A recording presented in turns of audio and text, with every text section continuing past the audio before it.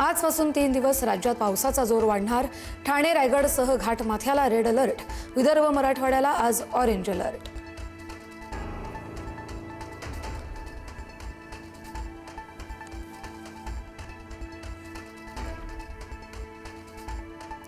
आजही मुंबईसह उपनगरात मुसळधार पाऊस। नवी मुंबईसह ठाण्यातही रात्रीपासून संततधार सुरूच।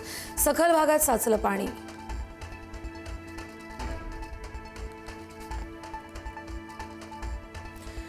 मुंबईतील मुसळधार पावसाचा परिणाम लोकलवर। तिन्ही मार्गांवरच्या लोकल सेवा 10 ते 15 मिनिटे उशिरानं।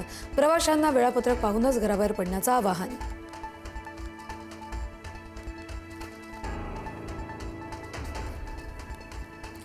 मुंबई महापालिकेच्या निष्काळजीपणाचा 2 दिवसात दुसरा बळी। साकेनाक्यामध्ये 25 फूट खोल मॅनहोलमध्ये पडून एकाचा मृत्यू।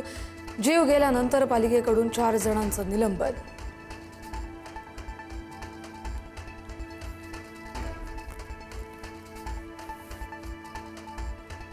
साकेनाक्याच्या दुर्घटनेला पालिका आयुक्त अश्विनी भेडे जबाबदार। मुंबईचे उपमहापौर संजय घाडी यांची कारवाईची मागणी।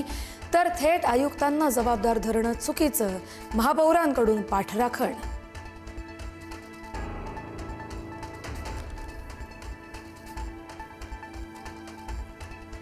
मुंबईमध्ये 2 दिवसात 2 मृत्यू। मॅनहोल आणि चेंबूरमध्ये झाड पडून मुलाचा मृत्यू झाल्याचे पडसाद आज विधानसभेत उमटणार। विरोधक सरकारला विचारणार जाब।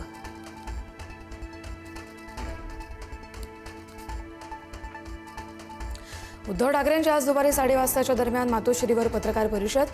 सचिन अहिर यांनी साथ सोडल्यानंतर उद्धव ठाकरेंची पहिल्यांदाच पत्रकार परिषद। ऑपरेशन टायगरसह मुंबईतील दुर्दैवी मृत्यूंवरून तोफ धडाडणार।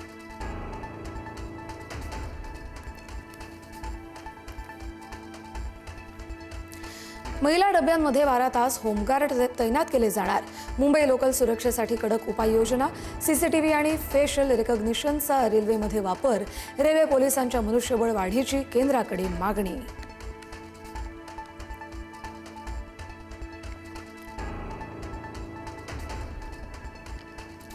लोकल प्रवाशांसाठी महत्त्वाची बातमी। लोकलमधून धारदार शस्त्र आणि अवजारं नेण्यास मनाई।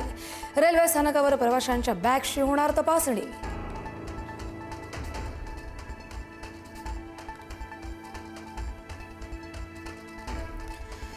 फिफा विश्वचषक 2026 मध्ये अटीतटीच्या सामन्यात पोर्तुगालचा विजय। क्रोएशियाला नमवत ख्रिस्टियानो रोनाल्डोच्या पोर्तुगाल संघाची राऊंड ऑफ 16 मध्ये धडक। रोनाल्डो आणि गोंजालो रामोसच्या गोलच्या जोरावर पोर्तुगालचा विजय।